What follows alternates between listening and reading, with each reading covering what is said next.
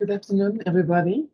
I am Erinna, the Associate Director for Childhood Development in UNICEF, based in New York. And it's with great honor that I'm here with you today in order to share my thoughts on the ways COVID-19 affected nurturing care for children globally and what it is that we can do in order to build that better.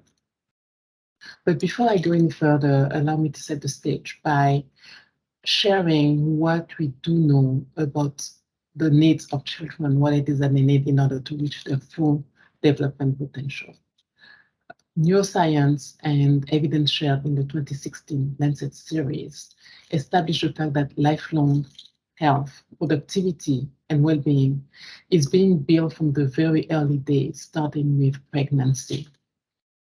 And this knowledge has informed what we commonly refer to now as the nurturing care framework, which basically spells out what it is that young children need in order to grow, develop physically, mentally, socially, what it is that they need in order to survive, but also, as importantly, what it is that they need to thrive. So we are saying that in order to reach their full potential, children need basically 5 things. They need to be in good health, of course, but they also need to receive proper, adequate nutrition. They need to be evolving in a safe and secure environment. And they also need to have access to early learning opportunities. But as importantly, they need to be taken care of. They need to be engaged in responsive caregiving. And as importantly, all these 5 elements need to happen at the same time jointly. They are indivisible and they are interrelated. So it's good, but for a child to fully develop or to reach, to engage, to have a holistic development, that child will need to have all these 5 elements at once, because a child who's sick cannot go to school, obviously. A child that is hungry will have, even if she makes it to school, we have a hard time focusing and understanding what's going on around her. A child who is evolving in the toxic environments will also have a very hard time concentrating and focusing in school. So this is what we are saying. We need all the 5 elements together.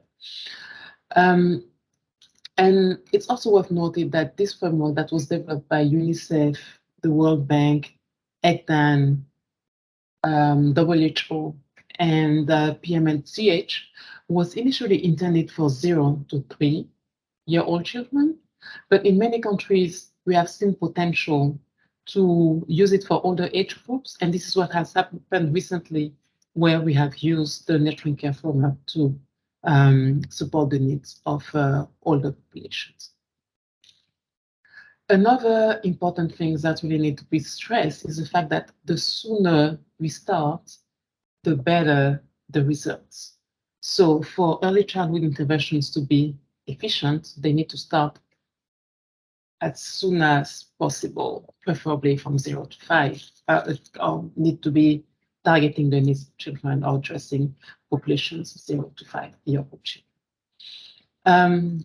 Jim Hecksman was among the first one who argued back in the 2010s that the best way to reduce deficits, even deficits in the country, was to invest in quality early child development for disadvantaged children, because it will not only create better education outcome for the child and health outcome for the child, it will also benefit society and the economy at large. In some cases, investments in early child development programs, especially for the most vulnerable, have been seen to yield as much as 20% a rate of 20% of investment per child per annum, because of better education, economic, health, and social outcomes.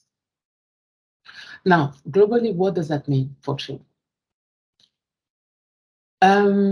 When we look at the global landscape and child survival data, we can certainly say that the situation of children has improved since the 1990s, because we can, for example, observe a 60% decline in the rate of mortality among children under 5. But at the same time, you can also see that millions, 250 million children, in fact, still are at risk of not reaching their full development potential. And this is for various reasons. If we go back to the nurture care framework, because they have, lack of access to early learning opportunities, because they don't receive proper nutrition, because they don't receive medical treatment they need, because they are exposed to violent environments. And so basically, when we see that, we can say that, yes, definitely, the chances of children surviving has improved. But then how about, and I mentioned that before, how about children thriving? And looking at that, what impact has COVID-19, how much disruption has COVID-19 had on all these various aspects of child survival, growth, and development? Now, I'm sure we all agree that the COVID-19 pandemic has put young children's development and future at risk, because the opportunities to attend to their needs have been curtailed. We have disruptions and or limited access to social services, especially health and learning. And in addition to that, the most disadvantaged parents in general, but especially the most disadvantaged ones, the caregivers and the children coming from disadvantaged social backgrounds, have had to struggle to cope with the damaging fallout on jobs, livelihoods, impacts, incomes, reduced mobility. And furthermore, parents and caregivers have found themselves as first responders for their children's learning and development because, as I mentioned, there were large-scale disruptions in childcare, in health, in early learning services, and have you, child protection services, etc. And so all these added responsibilities have impacted the mental health and the well-being of many parents who have experienced increased social, emotional, and economic stresses, which in turn have affected their ability to provide for the responsive care and to provide quality responsive care for their young children. More specifically, during COVID-19, we have observed that 20% of health and social services were out of reach to mothers, newborns, young children, and adolescents because of the pandemic. We also observed that services to protect children against violence have been disrupted in 66% of countries because of COVID-19. More than 600 million students have been affected by full or partial school closure. And today, 1.7 billion learners continue to be affected in their learning for the same reasons. Now, in light of all these figures, when we look at this, all this data, it's clear. It's not unreasonable to anticipate that this crisis of COVID-19, which we also like to refer to as a crisis of care and learning, is definitely going to have long-lasting impact, negative impacts and setbacks on young children's development, and incidentally, SDG 4.2.1. But now, okay, it's a problem, definitely, but what can we do in order to build back better and reverse the expected downward trend? So as we build back, what do we mean by building back? What is it that we can do? We need to consider, for example, having national early childhood development multi-sectoral policies, because as I mentioned, it is important for all sectors to come together if we want to address in a holistic manner the needs of the child, the young child. And these policies will in turn help strengthen the provision of quality services for the youngest children.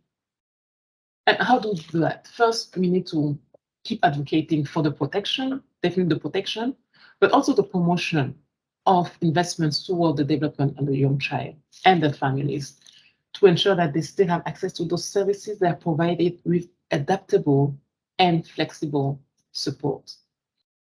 So if we strengthen existing systems or build new ones, and put in place have policies for parents and caregivers, have policies that will elevate the needs of those persons, of those responsible for taking care or providing care of children, then we can expect better outcomes for younger children in the longer term.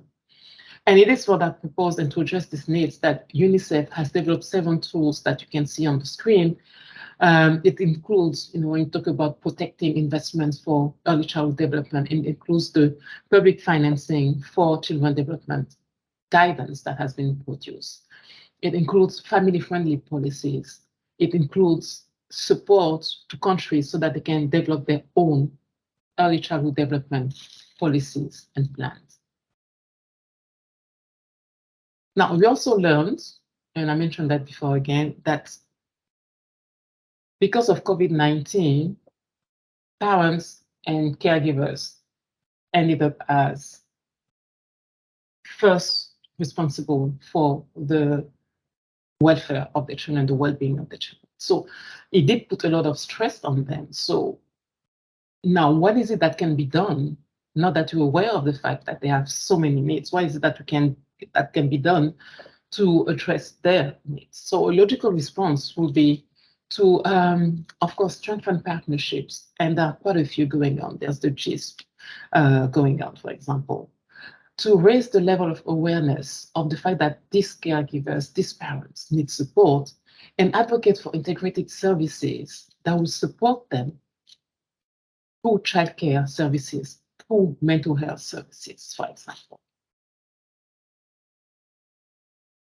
But like parents, first responders also have been observed to have additional needs because of the stress factor, because of the fact that they are dealing with a situation where they don't necessarily know how to address not only the needs of the children, but also the needs of the parents. So because of that, something has to be done in order to support them, hence a lot of investment in capacity building of first responders. And to do that, some of existing tools have been adapted in order to build the capacity of frontline workers in support of young children and parents. And those tools include the caring for the caregiver package or the care for child development packages. On the care for child development packages, more specifically, it was developed to support caregivers so that, or support frontline responders so that they could support parents and address, in order to address their own physical, emotional, mental health and well-being, and also promote co-parenting, so bringing the gender dimension into it. How do we ensure that parents work together to address the needs of the children so that you can reduce the level of stress on one parent, or the other. And in order for the two of them to come together and ensure proper provision of nurturing care to young children by building emotional connections. If we go to the more downstream level, many UNICEF countries have used new and existing tools, some of them mentioned already, in order to provide guidance to the countries at the country level, and also support them. This is something that's really trying to put emphasis on support the operationalization, how we move from guidance to actual action for children in the field. So supporting the countries to do that and deliver programs that benefit children and their parents and caregivers. So in Jordan, for example, we have developed parenting programs to support refugees in the Makani centers. And those programs have been, actually, they were existing, but they have been strengthened by the setup of community-based WhatsApp groups so that parents could communicate with each other. They could find information, they will communicate on where to go and find information, on how to use the information. And this was done with the facilitation of early childhood development facilitators in the communities or volunteers that were there to support the implementation of the program. And this program was adapted for programs, so for parents of children age 0 to 6, when initially the target was 0 to 3, and also to take into consideration the anxiety, stress levels, and security that many families were feeling during the pandemic. Another example I could share is the one of Bhutan, where it was the CFC package that was used to develop caregivers, develop their own self-awareness, emotional regulation, increase self-care and coping mechanisms. And this is basically what's about, coping mechanisms, by, again, relying, knowing, being guided as to where to find information, how to engage, connect with other, communicate with other families, or how to access support groups so that they will get the help they need in order to address also harmful gender norms. So in a nutshell, if I was to summarize, actually, which is what I'm doing right now, is in crisis situation, right, in humanitarian settings and any kind of humanitarian settings, even those that have been induced by environmental changes or natural catastrophes, support and nurturing care can be promoted and protected through, I would say, dual track actions. First, advocacy to strengthen systems and enhance public investment for multi-sectoral packages of interventions for development of the youngest children. As I mentioned before, of course, if you implement for one sector and leave the other ones behind, the impact is not going to be as important or as observable or as major as we would like it to be. And this intervention, as I said before, also need to intervene very early as possible in the early years. And and these comprehensive packages that will support or promote nurturing care interventions, nurturing care, will also, in the end, ensure the promotion of child development. That needs to be kept as the central objective of anything that's being done in the area of parenting support, for example. In the end, we are all trying to address the needs of the child and ensure his full and holistic development. Now, it may sound a bit ambitious, but it's not so much if we consider the fact that it's not about starting a new system. It's not about starting from scratch. It's just about identifying what already exists and building on that, so that we just have, a better reach, a greater reach. In the health sector, for example, there are many, many opportunities, interventions, entry points that can be used in order to provide guidance on nurturing care practices and strengthen either the coverage or the quality of existing services so that they can become more nurturing. One example I can share is that of Peru, that has made the choice to leverage existing touch points and use existing health professionals by training them on care for child development and make adjustments to existing systems. So, for example, in this case, it was about extending routine checkups times by 15 minutes so that this additional time could be used in order to allow the nurses or the health practitioners to model responsive care and playful parenting during these visits. And in the health centers, they also made the decision to include a space where children could learn, could play, and also that place could also be used as a tutoring area, if I may say so, for parents.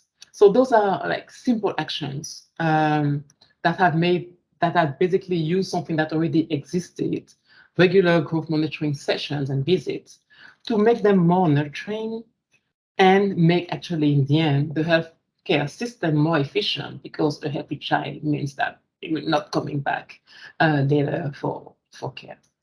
So that's one. And the second thing is ensuring the provision of parents and caregivers with support so that they could have access to the services, the time, the resources that they need to better take care of the children, to engage the children, to provide them with nurturing care, Because as we said previously, and as we've all seen, emergency situations, crises, can really have negative consequences on the mental health of parents. And unless it is addressed, those parents who are primarily responsible for providing nurturing care for their children, if they are not in their, they're not feeling good themselves, they're not feeling well themselves, it's going to be difficult to expect them to be there for their children. And again, this is true in any context, emergency context, or any type of emergency, no matter what the cause of the emergency is, whether environmental, man-made, etc. So I will stop here for now, and I really thank you for your attention, and I will wish you a very, very productive session. Thank you, and goodbye.